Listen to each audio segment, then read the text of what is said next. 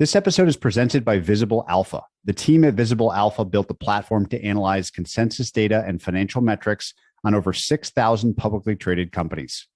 Rather than digging through models one by one, Visible Alpha extracts data from every line item across sell-side models so you can better understand expectations on metrics beyond just revenue and earnings. Listeners are invited to try Visible Alpha for free by visiting visiblealpha.com/breakdowns. This episode is brought to you by Scribe, the trusted transcription provider for the business and investing community. Scribe powers call transcription, closed captioning, and more with best-in-class accuracy, speed, and security. Scribe is designed to accurately transcribe messy, real-world audio and is unique in that it's optimized for complexities of enterprise audio, such as company and product names, currencies, accents, and numbers. Scribe is the chosen transcription service for all of S&P Global, including CapIQ Pro and clients like leading market intelligence platform Tegas. Visit kensho.com/breakdowns to learn more and unlock your free trial. You can also get in touch directly via scribe@kensho.com. That's scribe at KENSHO.com.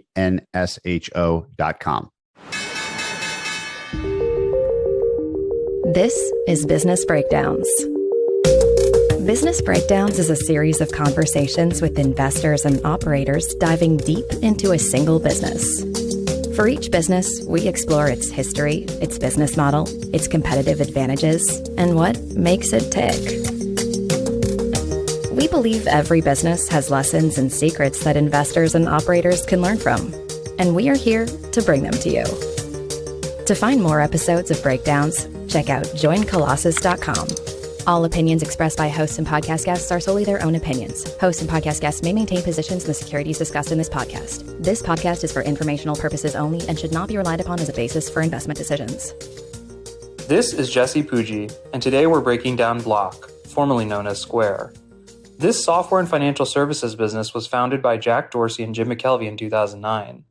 It's expanded from its first product, a payments card reader, into a $75 billion company with 6 different businesses.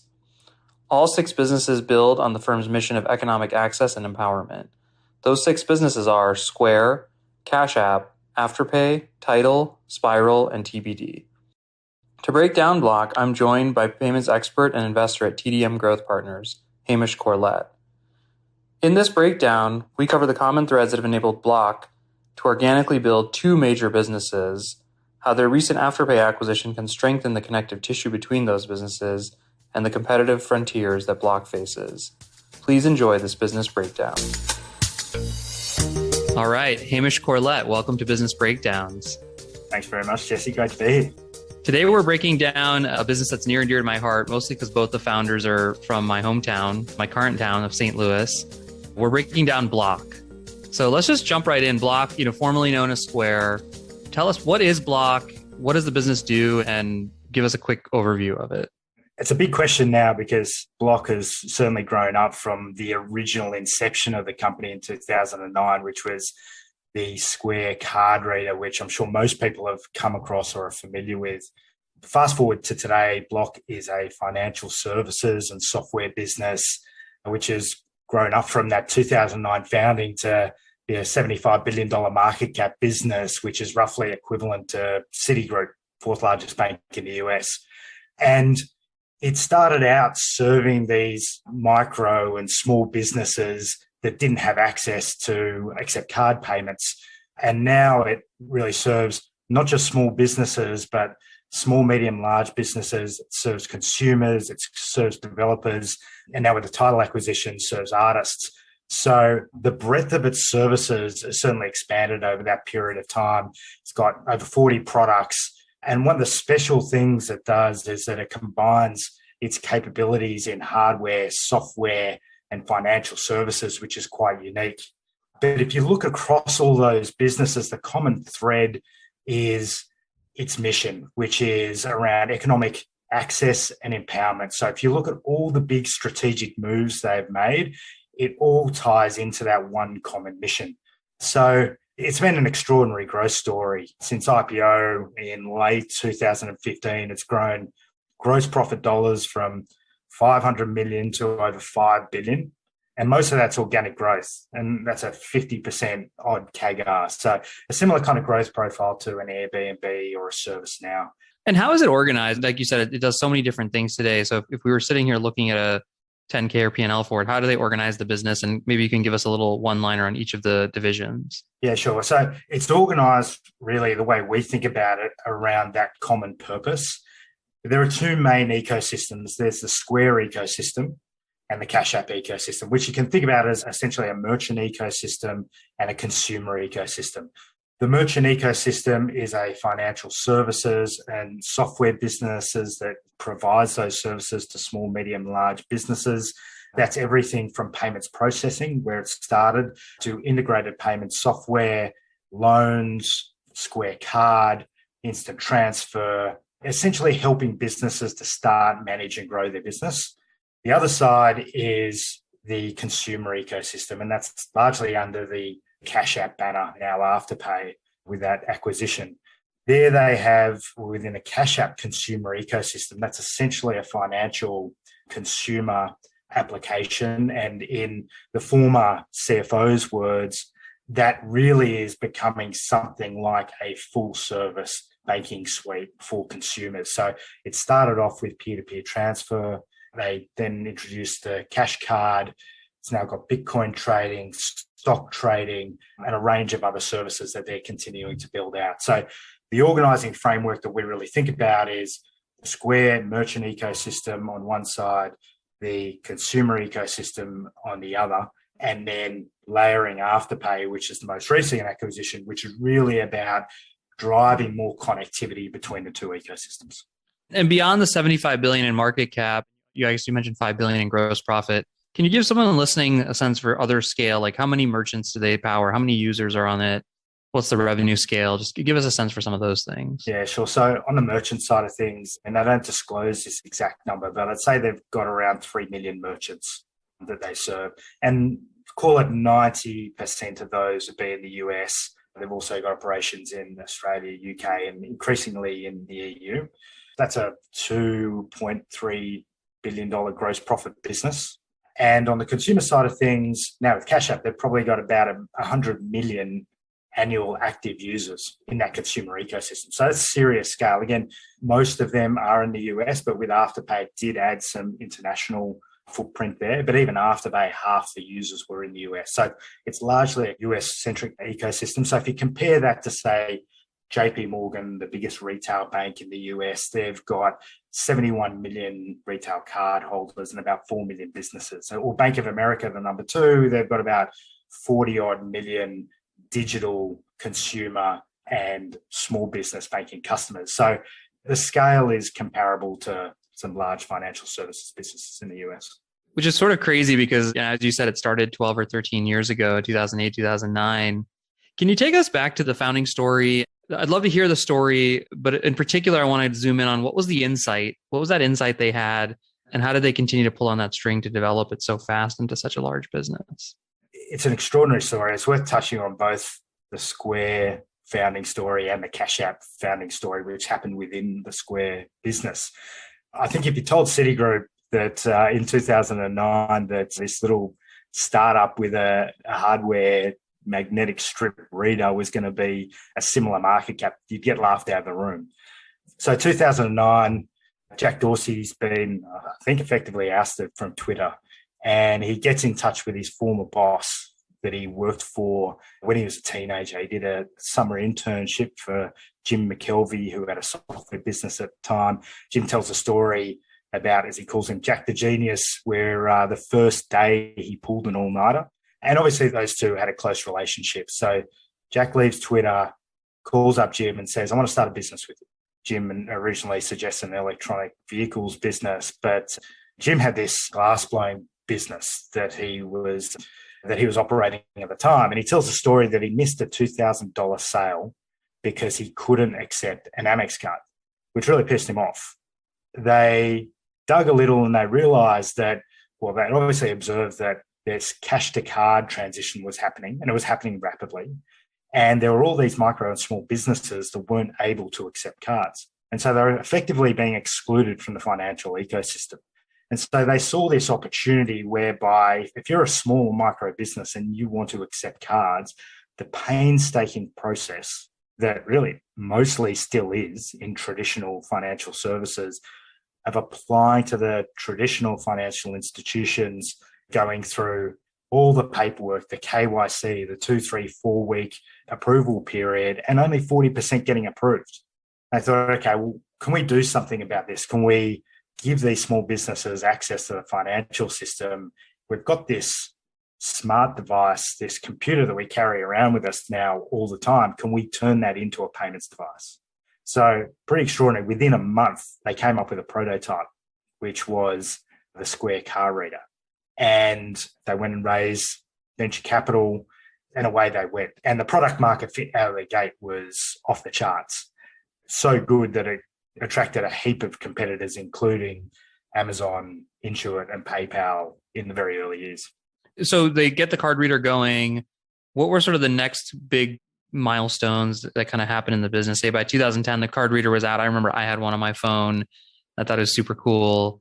But obviously they've evolved significantly since then. So what were some of the other major milestones in the last 10 or 12 years? I mean, the major milestones was really spurred on by this viral growth that they saw with the card reader, and they started digging deeper into, is this a bigger opportunity than just providing a card reader to micro merchants? And the more they dug, the more they realized that there were all these small and medium-sized businesses that were really underserved, both in terms of software, running their businesses, and financial services. They were getting really good brand recognition amongst the small business community because this card reader became really conspicuous, and the brand was really getting some traction of being the friend of the small business. And as they understood the problem more, and this is a really important part of Square, they go really, really deep on problems, and they have intense customer empathy, that they were able to develop other hardware products and integrate software within those hardware products. So the Square Terminal, Square Register, which were for not just micro merchants, but for cafes, for flower shops, for all sorts of small businesses, to give them much better software, which they weren't getting with the legacy providers, and an integrated payment solution as well. So a much, much better customer experience. And then they introduced Square Loans. So one of the special things that Square was able to execute on from a very early stage was to use the data from the merchants, originally with an amazing onboarding experience. So they transformed the onboarding experience from a 3, 4, 5 week paper-intensive process to basically an instantaneous onboarding for 99% of merchants. And they were able to do that for a range of reasons, but one of the key reasons was their use of data. So their approach was trust first, verify second, whereas the traditional financial institution approach is verify first, and then maybe we'll think about trusting them. Right. So Square used the data, used AI capabilities to look for fraudulent activity, nefarious behavior, and that was really their verification process. So that really led them into Square Loans. Not only can they actually provide essentially merchant acquiring services, but they can then provide loans to help the businesses grow. Then they introduced things like Square Card to give access to funds for merchants, instant transfer to give instant access to funds, and payroll and other business management tools. So they really built out a full suite of software and financial services businesses products for small business. The merchants, obviously, they had all these different components that have just grown and grown and grown. And I want to go deeper into them a little bit later. But then somewhat out of nowhere, this Cash App pops up. So what is the Cash App and what's the story behind that? I love this story, particularly because I think it took a bit of courage to go after the opportunity. Cash App was originally a Hack Week project in 2013, led by Brian Grassadonia, who's still the Cash App general manager. At the time, Venmo was actually had a fair bit of traction. It was owned by Braintree, and there was apparently a lot of internal detractors from the Cash App idea, the idea that it's difficult to make money out of peer-to-peer payments. It's already been done, and they persevered with the idea. And one of the insights that they had was, again, going back to the mission, access and economic empowerment. At the time, around 60 million people in the US were unbanked. And that created an opportunity. in the same way they went for micro businesses that were totally unserved and small businesses that were underserved, was there an opportunity for Cash App to grow into that unbanked and underbanked market opportunity? And that was really the inception. If you listen to Brian tell the story of Cash App, it really rhymes with the Square merchant story. It initially starts with creating a beautiful product that is easy to use and really simple, frictionless onboarding, really building in speed of innovation into the products. So get the user into the app, layer in more products and functionality over time. And one of the really special things that Cash App was able to do is they were able to build peer-to-peer network effects, which was kind of an added benefit if you compare it to the Square merchant ecosystem that didn't quite have the direct network effects that the Cash App ecosystem does. The other key things that the two had in common was they were able to build really strong brands that really resonated, and they were able to crack the code on mass distribution in really hard markets at scale with unit economics that have made sense since inception. So payback period for Cash App is still less than 12 months, and that's been consistent over time. The ROI of a Cash App user is over 3 years is 6 times. In the Square ecosystem, you've got an 18-month payback and a 3 times ROI. The net gross profit dollar retention of the Cash App cohorts is 125%. So these are businesses with really good, strong underlying unit economics, and those key 3 themes run throughout both. Is there some kind of a network effect between the two? Yeah, so in more recent years, Square or Block now really started talking about connecting the 2 ecosystems. So you had really strong direct network effects in Cash App, and they started working towards creating 2-sided network effects between the demand side and the supply side, consumers and the merchants. And they had a few products that over the last few years that have started to get that 2-sided network effect going. So they had an integration between Cash App and Square Payroll, for example. They had Cash for Business and a number of other products. But this was the key to the Afterpay acquisition. That was the strategy to really introduce Afterpay to drive more connectivity between the seller and the consumer, because that's a nut that Afterpay really cracked. That is a business in my investing career that I haven't seen too many 2-sided network effects that have been as strong as that one. And the beauty of that network effect is that it's happening at the transaction level. You're getting transaction level data and lead generation for merchants.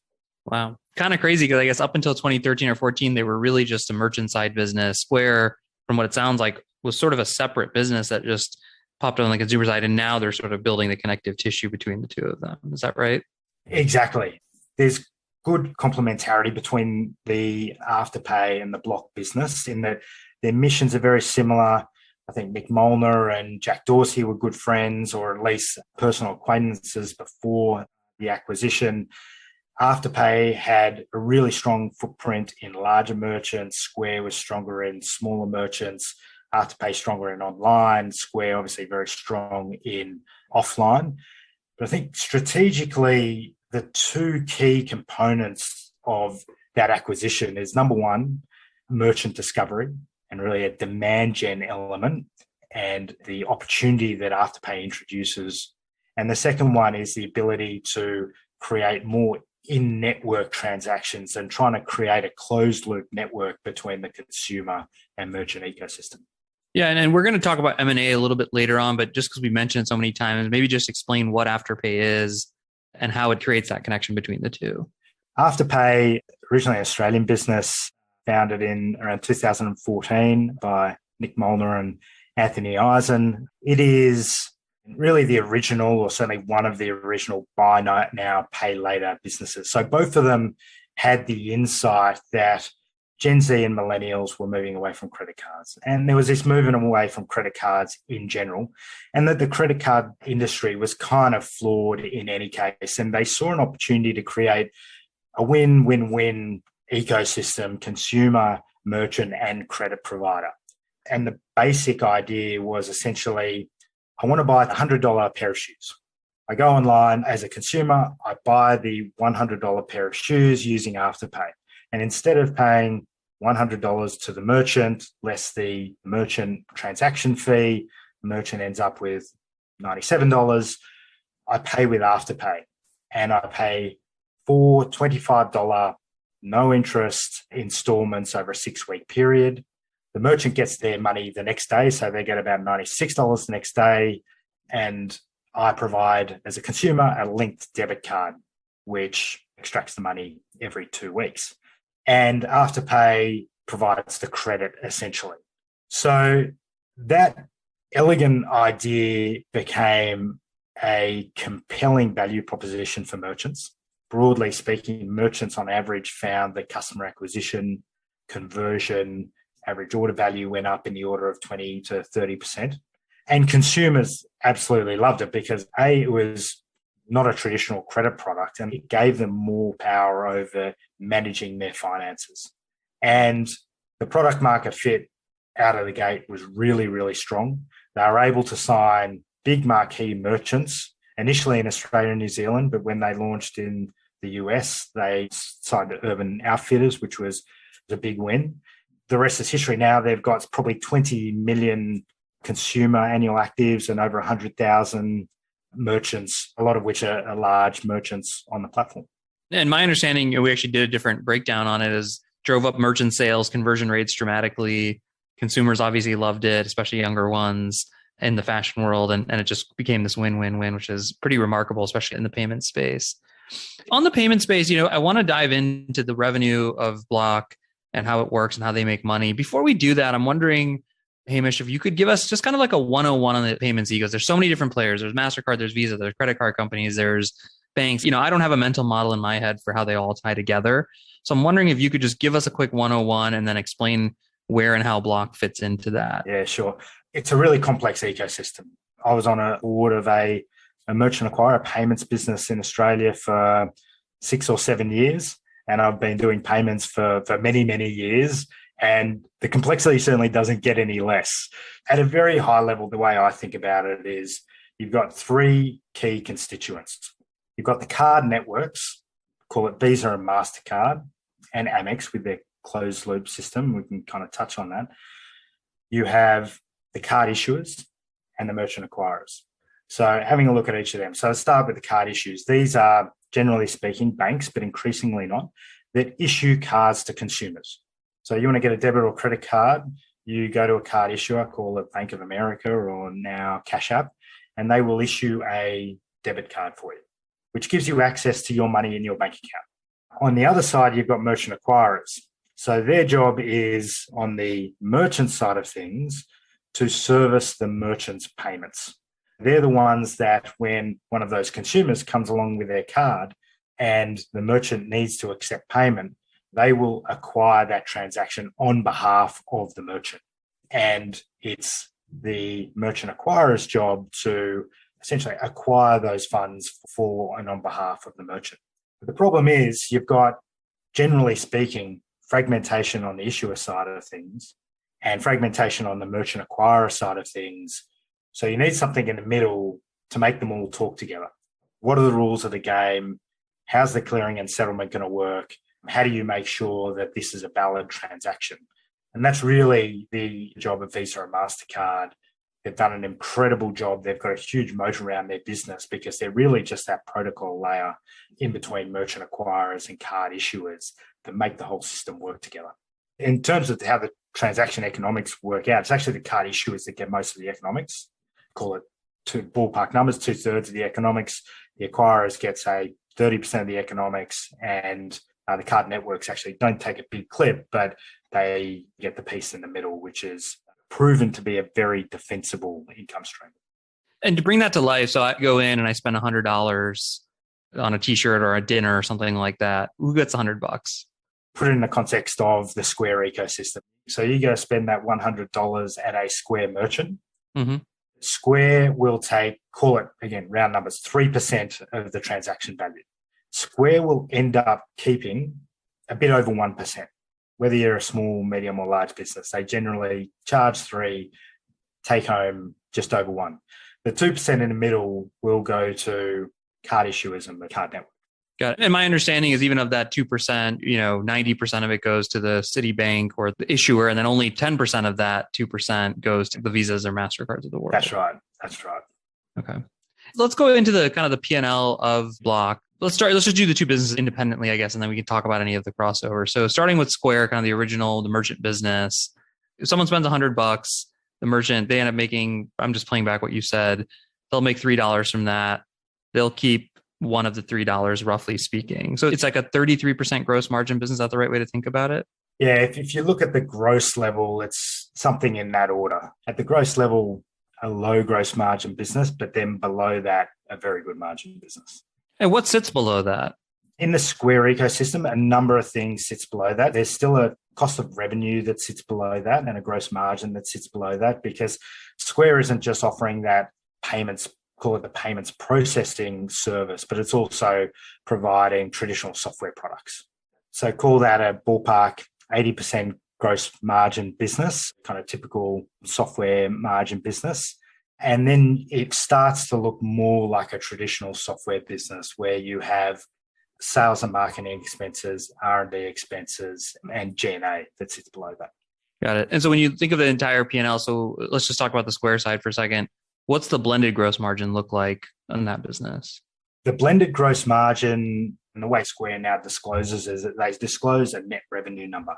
Call it adjusted net revenue this year for the Square segment must be around, I think it was around 2.8 billion, and a Square segment gross profit of around 2.3.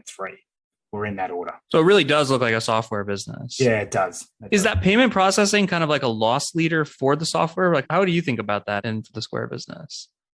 The payments business has proven actually to be very profitable. I mean, it is a scale business to an extent, but if you look at still the bulk of gross profit in the Square ecosystem, it still comes from what they call sidecar payments, which is kind of the traditional payments hardware devices, and software and integrated payments, which is more the kind of integrated software and payments offering. And so there's probably about $2 billion of gross profit coming out of that pure kind of software and payments business. The rest comes out of 3 or 4 other products being Square Loans, Square Card, and Instant Transfer. Are they building those to serve their customers, or is there unique margin profiles or kind of accretive margin profiles to those products, or both?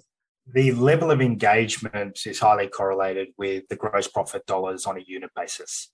The idea is, I mean, the payments business is certainly profitable on a standalone basis in terms of unit economics. But if you introduce, obviously, Square Loans, retention goes up. Likewise with Square Card and Instant Transfer, the gross profit dollars coming out of those customers that have multiple products is multiples of those which are just standalone payments or integrated payments business customers. Yeah, it's almost like the more lines you have in the water, that core line of the payments and also the most scalable piece of it sticks around, not to mention, I assume lifetime value goes up dramatically when you have multiple lines. Absolutely. And one of the amazing things that they've done is while Square has continued to move up market from micro sellers, they've maintained both their gross and net take rate as they've moved up market. They've delivered more value to those merchants. They've been able to hold price along the way, and they've been able to improve the unit economics as they layer in more products. That drives more virality. That drives more customer acquisition and retention. Is there something distinct that's allowed them to do that? Because typically you think of these old school merchant acquisition guys as race to the bottom, but what is it about them that's allowed them to do that? Well, I think initially it was out of necessity and it built the muscle. And I've got to put this down to the culture of leadership at the end of the day. If they were going to make selling payments and software to small and micro businesses work in the early days, they had to do it super efficiently and they had to do it differently.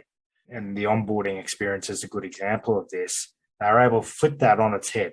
It was thought it couldn't be done. You couldn't accept a merchant instantaneously, and you couldn't accept 99% of them because that's just not the way things were done. So they were able to build these beautiful, easy-to-use products. The culture has been awesome at delivering incredible product innovation at speed. And that is incredibly hard in a hardware, software, and financial services business. Yeah, it makes sense. When you think about sales and marketing and R&D, and you've used this comp of Citibank or JP Morgan, is there anything noteworthy in those buckets on a percentage basis? Do they spend more or less on each of those relative to the old school players? Well, in terms of customer acquisition, we don't have good data on this, but anecdotally, the customer acquisition costs for the traditional financial institutions, both on the seller side, but definitely on the consumer side, is many times that of Square. So the best example is in the consumer side of things, where Cash App has been acquiring customers at $5 or better. Until last year, they put pedal to the metal and it's more like $10 now. But even $10 now compares to hundreds of dollars for traditional financial institutions. So they've got 10x plus cost of acquisition advantage over the traditional players. Wow. So let's switch gears to the Cash App here. So walk us through kind of how does a Cash App make money and what does their P&L look like? Sure. Cash App originally started as peer-to-peer payments, but peer-to-peer payments within Cash App is essentially free. But that was the main kind of utility for the Cash App. The largest gross profit pool within Cash App is instant deposit. So if you want to essentially take money out of your Cash App, get access to it instantly, then Square will charge a fee for that. So that is probably about half of Cash App gross profit. Then a few years ago, they introduced Cash Card, which has been incredibly successful, growing very, very fast. So Cash Card is a Visa debit card issued by Cash App, which again gives Cash App users access to their money. And so again, it's the usual Square playbook where if you're a Cash App user, it doesn't cost any money to get a Cash Card. You get it for free, you get to design it yourself, and then you get to use that Cash Card, and Square or Block will essentially earn interchange when you use it outside the ecosystem. So they charge anywhere between 25 basis points and 2 or 3% per transaction to use the Cash Card. So that's the next biggest piece. So that's probably about a $500 million gross profit business. 30% of Cash App users now have a Cash Card, and that continues to increase. And the profitability, going to your point before in terms of more products, more unit economics, is about 5 times the gross profit for a Cash Card customer than it is for just a peer-to-peer payments customer. The other components, there are kind of 2 main other components. One is Cash for Business, which is essentially micro businesses or small businesses using Cash App essentially as a selling tool. So accepting card payments, Cash App payments for selling goods and services. And the final piece is Bitcoin, which was one of the first products they introduced. You can buy and sell Bitcoin in Cash App, and Block will take about a 2% fee for the transaction value. And that's probably about a $200 million gross profit business. That's like a Coinbase competitor, essentially. Yeah, I mean, it is the Coinbase competitor of sorts, but it's really just enabling Cash App users to buy and sell, invest in Bitcoin. And then the Cash Card thing, I want to hit that home as far as I understand it. We talked earlier, if you spend $100, the 3% goes from a merchant perspective, then 2% gets paid out. My understanding, and just correct me if I'm wrong, is when you use a debit card, it's maybe a little bit less than 2%. It's 1.5% or 1 to 1.5%, but there's no credit card company. There's no Citibank or Chase. So all of that money typically goes to the bank issuer. So it's just a very profitable way of doing payments, essentially. That's right. I mean, card issuing, certainly for Block going forward, card issuing opportunity is a very profitable opportunity. They're also issuing cards to Square merchants as well. And the key there is really owning that customer relationship. And if you can do that, then that's card issuing business becomes profitable in and of itself. But the other thing that enables them to do is to create this closed loop network. If there's a transaction between a Square seller and a Cash App user or Cash Card user, then the economics they need to pay away to others basically disappears. Right. From a Square seller point of view, the net take rates was just a bit over 1%. In a closed loop Cash App consumer Square seller ecosystem, that 1% goes to 3%. Ballpark numbers. Wow. You can imagine a world where they offer both sides a discount. when they know it's one of their users, one of their customers, one of their merchants, and then everybody truly wins in that situation. Exactly. And that's why is Amex being able to offer the best rewards, because they've got a closed loop system. They're both the acquirer and the issuer. That's essentially the roadmap for Block with their consumer and merchant ecosystems. And that is really all about scale of the two ecosystems. The bigger the scale, the more of that transaction efficiency that they'll be able to earn. And the introduction of Afterpay is key here, because Afterpay delivers that transaction connection between consumers and Square sellers. It's not just the transaction fee benefits, but if you think about the Square seller ecosystem, that gives them a real cost advantage over, say, Toast, one of their competitors, certainly in the restaurant space. Toast is an awesome business. They've got an awesome software offering, but Square can have a pricing advantage there if they have this closed loop ecosystem, because on a like-for-like basis, the Toast net take rate, call it 1%. If Square has more of that closed loop network working, they'll have more transactions happening at 3%, which gives them more flexibility on pricing around acquiring the merchant. I want to go into competitors in just a minute and some of the differentiators.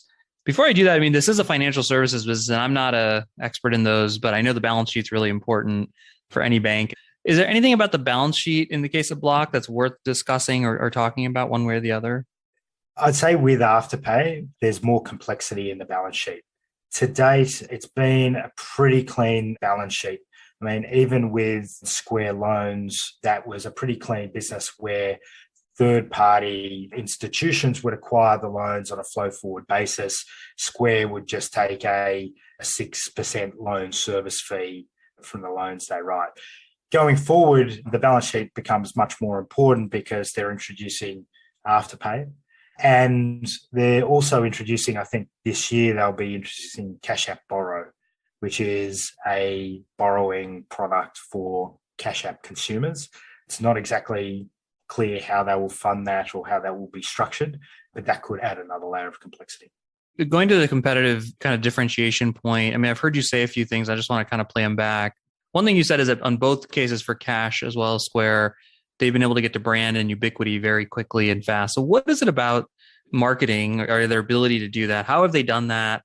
How have they uniquely been able to kind of win out in such a competitive space? Jim McKelvey, the co-founder of Square, has written a book about this recently, because if you look at how they originally started, they went up against Intuit, Amazon, PayPal, and a million other fast followers, and they won that battle. They were the clear leader, and that is hard with a hardware product in small business, starting from scratch, and a product they weren't able to patent. I think what that comes down to is the part of the culture is real empathy with the customer. I mean, they go really deep on understanding the customer's needs. And that's opened up new TAM opportunities, but it's also helped them understand what the jobs to be done are. It's helped them understand life from the customer's perspective. And again, running the mission through that customer empathy lens, how do they improve access and economic empowerment for the customer? So I really think it's the secret sauce of how they've continued to deliver such incredible product innovation organically at speed over time, and how they've been able to develop these viral growth loops, because it really does marry with ultimately delivering the best customer experience. And the product, that philosophy makes obviously a ton of sense. Is there something distinct about their product organization or the way they do product? Because as you mentioned, it started with one thing, and now it sounds like almost 30 different things, including Square, which is this sort of incredible, it's almost like AWS and core Amazon. Is there something unique about their product organization or talent or something that's allowing them to do this at the speed and pace they're doing it at? Well, I'd say there's something special about the broader organization. And my take on it is that comes from leadership first and foremost. And I think Jack has to get a lot of the credit here. The culture is very much built around focus, customer empathy, and courage. The focus bit, you can see that throughout the organization. I mean, the meticulous detail to product, this is something that if you speak to employees or former employees, certainly comes from Jack in terms of caring about every single detail. There's a great quote from Jack, which he said, there are two things I've got to do as CEO, something along these lines. I've got to make sure every detail is perfect, and then limit the number of details. So there is incredible focus and rigor in the product organization, but throughout the organization. So that focus is key. The customer empathy piece is key. And the courage bit is key because so many of the key strategic moves they've made were gutsy. They were ballsy moves, like out of the gate, trying to go after micro businesses, then trying to go after the unbanked with Cash App, then putting a flag down with Bitcoin and saying, we want to be a leader here, building it into the Cash App. I mean, these are things that there's been a fair bit of internal and external criticism. Buying title, people scratch their heads. Why the hell are they buying a music service? So this theme of kind of courage and having the willingness, because they really understand the customer and they're really dedicated to their mission, I think has been the common thread that's made a lot of these moves possible. Yeah, one tactical question on the product side. My understanding with most financial services businesses, one of the reasons they don't offer first, then verify is fraud is just rampant. What have they done, or how did they avoid this fraud issue that seems to be everywhere in a financial services business? Fraud is a key issue, clearly. And this is where I think if you look at Square now versus certainly the incumbents, it's really daylight in terms of what they can do with the footprint they have, both consumers and merchants, because they've built this technology stack, which is highly scalable, which is modern, which can actually use data to not only be able to successfully manage fraud and nefarious behavior, but actually add value to consumers and merchants and ultimately create a better customer experience. They've been developing this data capability from the get-go, essentially. And so when you look forward in terms of who and what is going to be the bank of the future, what is going to be the $1 trillion financial services enterprise over the next 5 or 10 years, there will be one, there's got to be one. It'll be a player with a modern technology infrastructure that has both a consumer and merchant side to their business, and that has the data capabilities where data isn't stuck in silos and they're not constrained by legacy technology. Yeah, I mean, it certainly seems like they're moving in that direction. Maybe you could do a couple examples on the competitive front. There's businesses out there like PayPal, there's the banks. How do you think about the competitive environment? And again, maybe just to bookend this discussion, how are they winning against all these various different kinds of players? Yeah, sure. To go to the traditional financial institutions first, initially, Square was taking a market from them that they didn't want. And now we've seen clearly that, yes, that is the starting point, but where Square Block have been so successful is growing the TAM and growing up market. So I think we can say that for both the Square ecosystem and the Cash App ecosystem. And they're able to do that ultimately, whether it's the traditional financial institution, certainly, or other players, by delivering just a better customer experience. I mean, ultimately, that's what it comes down to. And that's everything from the brand, the onboarding experience, the ease of use, the look and feel, the hardware, the software, all the different components, the fairness of the ecosystem. And again, really understanding the customer. Versus the traditional financial institutions, I'd say the traditional financial institutions still have incredibly strong brands. And they've got scale. But I think over time, that is under threat from a player like Square. I mean, those franchises are really built around scale and trust. So if Square can continue to scale successfully and continue to build the trust, which I think they've done a very good job at on both sides of the ecosystems, then that is a real competitive threat in the retail and small business banking segments. Certainly for the traditional financial institutions, that's an issue. Does their lacking a balance sheet or the balance sheet orientation impact them negatively, or is that a threat to their business at all? The balance sheet is a moat around the traditional financial services players. It can also be a constraint. Right. It's uncertain at this stage how Block approaches that balance sheet question. But I would say over time, they will use their balance sheet more intensively and probably more like a traditional financial institution than they do now, which has been more of a software business. So that's kind of a hard question because I think, and you can see that with the FDIC license that Block has got recently. So they've essentially got a banking license. you got to be really careful once you get that banking license that you don't get bogged down, that they don't get bogged down by all the regulatory hoops and requirements that go with that license. But there are also a whole bunch of benefits. They've done it because it gives them more control over Square loans, for example. It gives them the ability to connect directly into the FedNow real-time payments rails, which is this new initiative, real-time payments that's going to be launched in the US over the next couple of years. So there are some real advantages there, but they also need to be careful of not getting bogged down by all that regulatory baggage.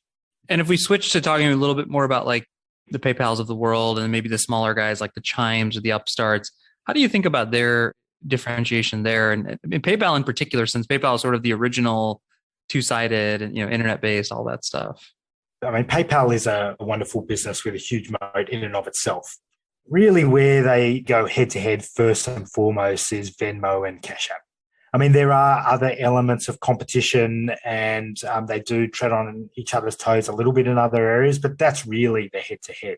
And I think both of them can be successful.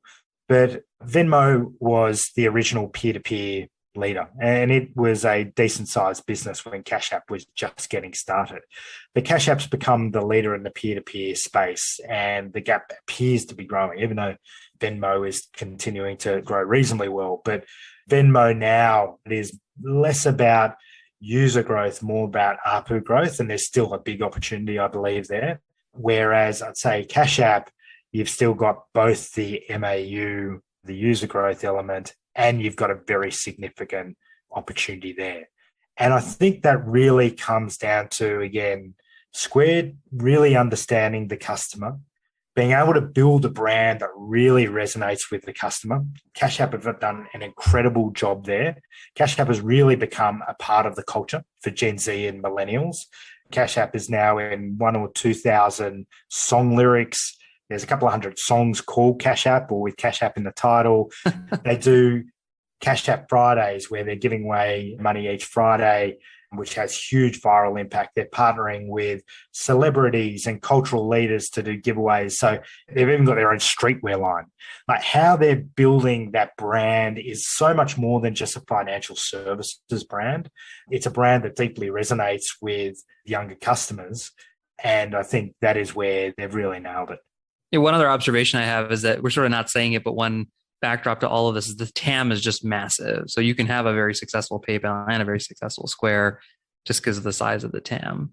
And that is definitely the case. So if you look at financial services broadly, whether it's on the merchant side or the consumer side, yes, there is competition, but there is so much legacy there. Like there's so much legacy financial services. There's so much legacy software, and there are so many poor customer experiences. When I think about key risks for Square, for Block, it's really coming down to can they continue at scale to deliver wonderful customer experiences? Can they continue to iterate at the speed they have, deliver awesome products to their end users? And if they do that, they'll continue to grow. Yeah, let's switch gears to talk about their M&A. You mentioned a couple, obviously we talked about Afterpay, you mentioned Tidal. They bought a lot of businesses. I guess walk through maybe some of the highlights of M&A and how you reconcile it with their overall strategy. I would say they've made a bunch of bolt-on acquisitions over the years. The bulk of the earnings, all organic. So if you look at the seller ecosystem and the consumer ecosystem, I mean, the vast majority of those earnings are all organic. Afterpay was the big acquisition. That was an all-stock acquisition. They issued about 25% of capital to acquire it. But apart from that, the acquisitions have all been smaller, or the larger ones are in the hundreds of millions of dollars. Tidal is a good example there, the music streaming business, which they bought for a few $100 million. Why did they buy it? A music streaming business. So I think a lot of people asked that question at the time, and maybe they still do ask the question. Going back to the mission, which is access and economic empowerment, there is no more underserved, in my view, constituents than music artists, and certainly the long tail of music artists. So if you're a top music artist, then no problem. But even those, even more popular music artists are not being served to the extent that Block thinks they can develop.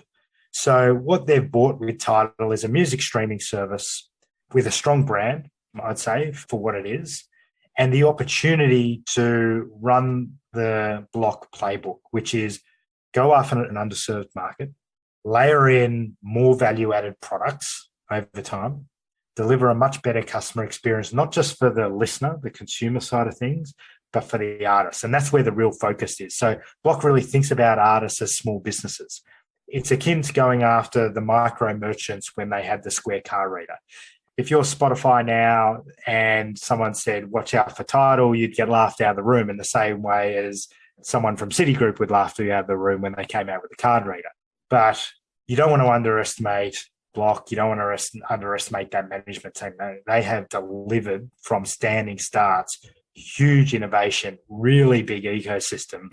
And so if they can deliver more value to the artists, I mean, there's a lot of road to go there, then maybe they can build that into a real franchise in terms of the music streaming business. But the other piece that's probably a big part of the acquisition, and certainly Jack has referred to this, is that brand piece. The Cash App brand was a real culture-led brand. A lot of music artists use and promote, some paid, some unpaid, their cash tags and Cash App. And there's elements there in terms of that brand alignment and working with artists that can feed that Cash App brand flywheel as well. M&A perspective, Afterpay's come up a lot in this episode as a connective tissue between kind of the customer and the merchant side. Beyond that, the closed loop system, is there anything else notable about that acquisition? I think the other key component is really around merchant discovery. So this is really a demand generation piece that could be really powerful, putting Afterpay in between the consumer and merchant ecosystems. If you think about what's happening in the broader ecosystem, transaction players like PayPal and Block are trying to get further up the funnel, further up the consumer pathway. And you can see that with PayPal's acquisition of Honey. You can see it with Shopify's Shop app. They're trying to get closer to where the consumer journey starts. So one of the stats that Afterpay talk about is that last year they provided 1 million leads a day to Afterpay merchants on a user base of, call it 16 million annual actives. So now that merchant discovery functionality has been built into Cash App. So not only do you have an engagement lever for Cash App users to go into Cash App and actually discover merchants, either browse merchants to discover or browse for a specific merchant that you're after to see if they offer Afterpay. So that's a really powerful engagement tool for Cash App users. But you're exposing that merchant discovery to 4 times the number of users.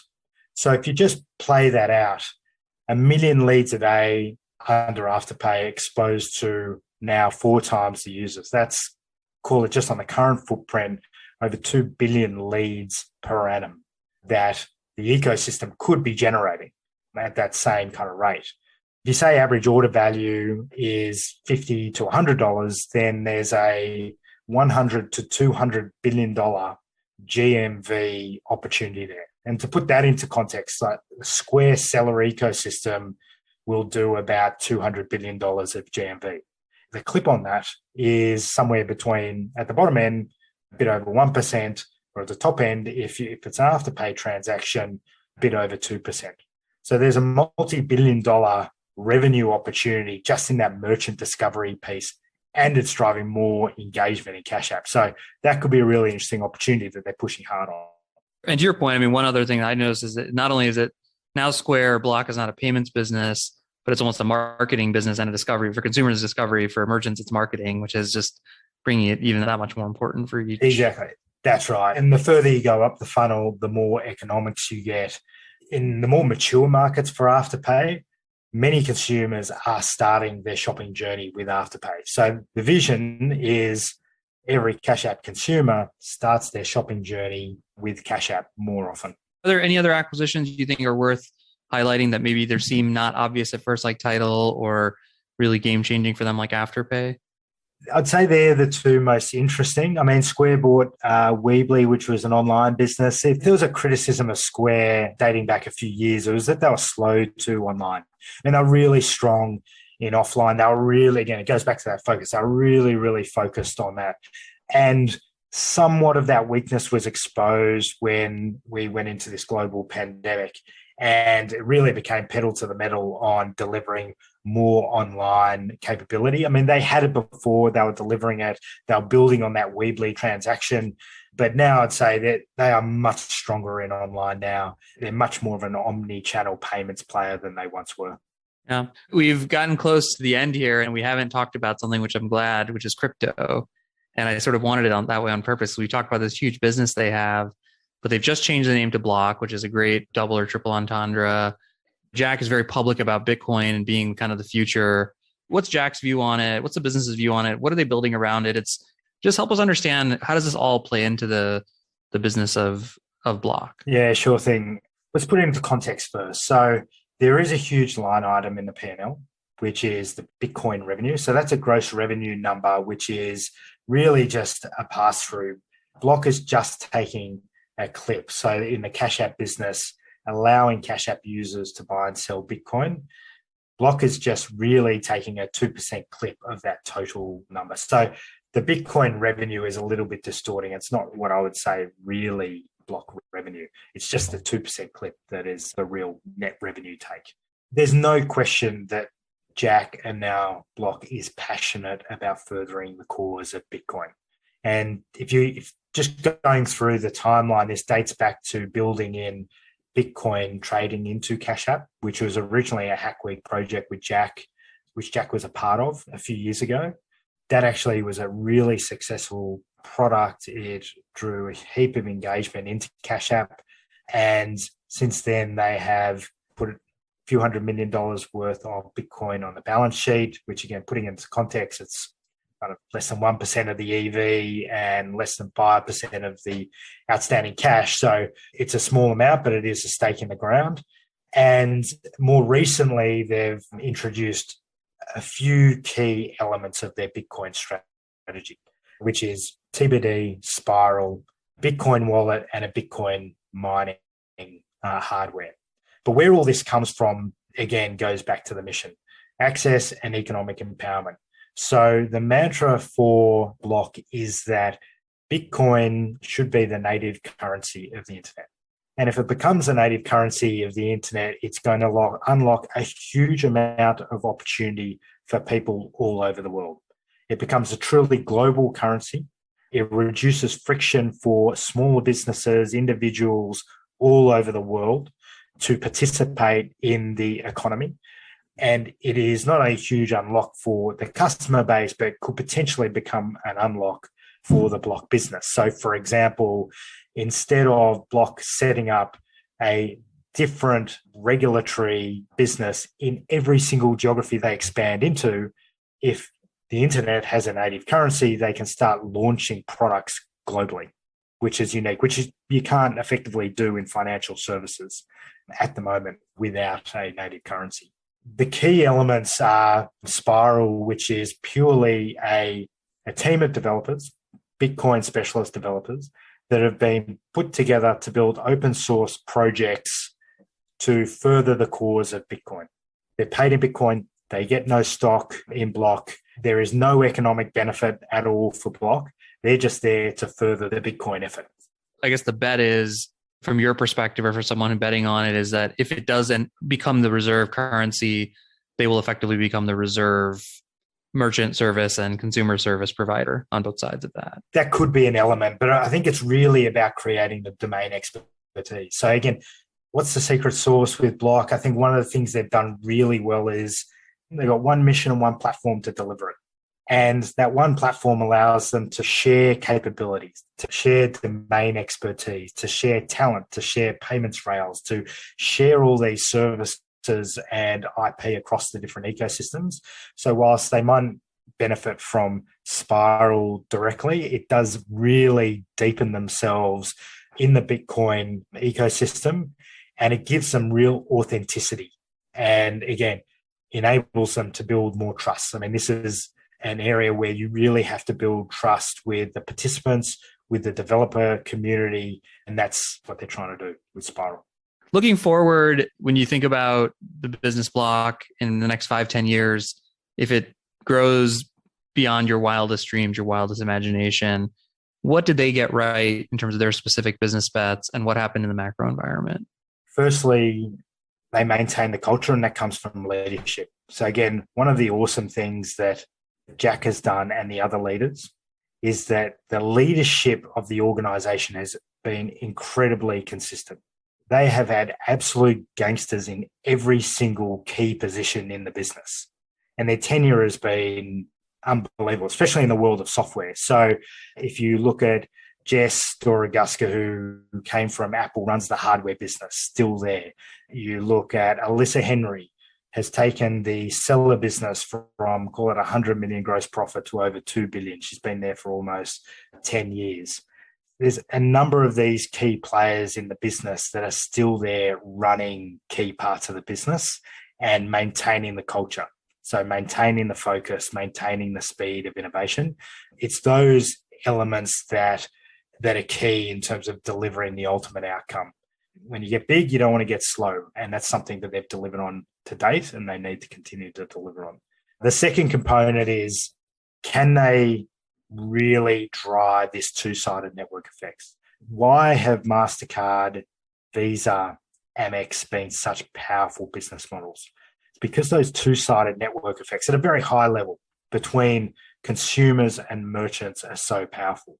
Can Block drive those two-sided network effects within their business?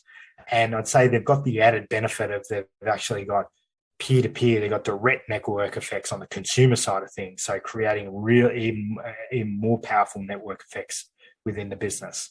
Can they use the data and the richness of that data to create a better customer experience? Can they maintain the authenticity of the brand and the mission? I mean, these are all execution and leadership issues, but I'd say these are the key things that will ultimately determine whether they're that trillion-dollar financial services business or not. And what about the flip side of it? If it doesn't go to plan, if it goes down, the market cap goes down in the next 5 or 10 years, what did they get wrong, or what happened? And then what maybe in the macro environment could have driven it? The key thing and the key risk is around trust. When you're building a business that businesses of all sizes are depending on to run their business every day, to grow their business, to accept payments, that is hallowed ground. And so trust is a huge element of that. Likewise, on the consumer side of things, that ecosystem is built all around trust. The biggest risk, in my view, this business is that trust is corrupted in some form, in some way. That is number one. Number two, I'd say there's always a regulatory component. I'm less concerned about regulatory risk. I would say that whatever regulatory change there is, I mean, there's always an X factor there. It doesn't always make sense. But Square is, I'd say, the friend of the consumer and the friend of the business at this stage. And they have the ability and they have the margin to be able to adapt to whatever those changes are. When I think about the regulatory side of things, my bigger concern is as they grow into a more financial services-led business, with things like Cash App Borrow and Square Loans continuing and the introduction of Afterpay, does that regulatory burden bog them down? And do they become slow? And does that change the culture? So I'd say they're the two key risks in my mind. Because we talked about the Bitcoin and obviously they changed the name to Block. Like if for some reason they're just wrong, the dollar becomes the internet's reserve currency. How does that affect their business from your perspective? At this stage, I don't think it affects the business in a material way. I think it probably reduces the opportunity for the business. They're investing in Bitcoin specifically, probably 2% or less of the OPEX of the business in those initiatives in aggregate. So I don't think there's certainly a lot of financial risk at this stage, but clearly they're going all in on that.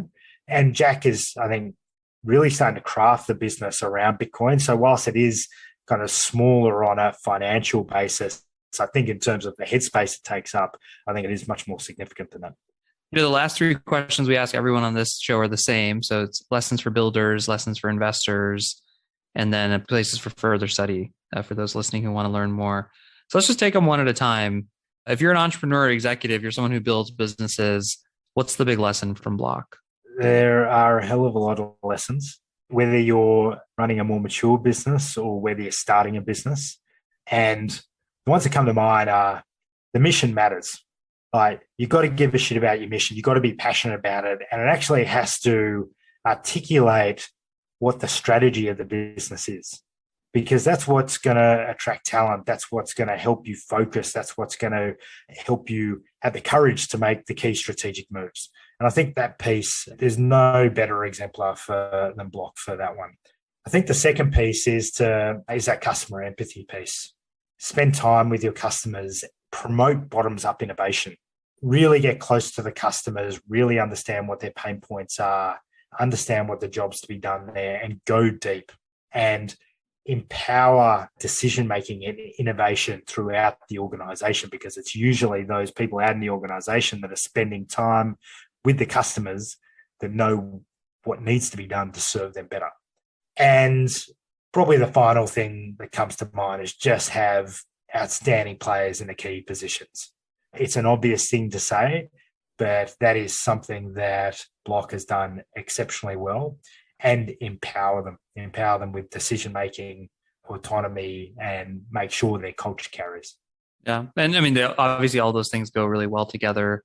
What about on the other side for investors? What's the big lesson? The big lesson that I've taken out of the Block story is take TAM with a grain of salt. The more important determinant of growth opportunity is the level of innovation within the business, the dedication to the mission, the customer empathy, all of those kind of things. And especially when you talk about financial services or big markets with big incumbent players and real concentration in the industry, that usually creates an environment where there's big opportunity, even if you're just starting out with a small wedge to go after that market. And that's what Block has done over and over again exceptionally well. Yeah, it's such a cool story. Where would you encourage others listening that want to learn more about Block and payments and all these things broadly to go? Well, there are a couple of awesome business breakdowns in the payments industry, Adyen, the Alex Rampell Visa business breakdown. I would encourage anyone to listen to some of the Square-related podcasts that Jack has done. If you really want to get an insight into the DNA of the company, both Jim McKelvey and Jack have done some podcasts specifically on Square that are a really good starting place. Cool. Well, Hamish, this was an amazing episode. Excited for people to listen to it. Thanks so much. Thanks so much for having me, Jess. To find more episodes of breakdowns ranging from Costco to Visa to Moderna, or to sign up for our weekly summary, check out joincolossus.com. That's JoinColossus.com.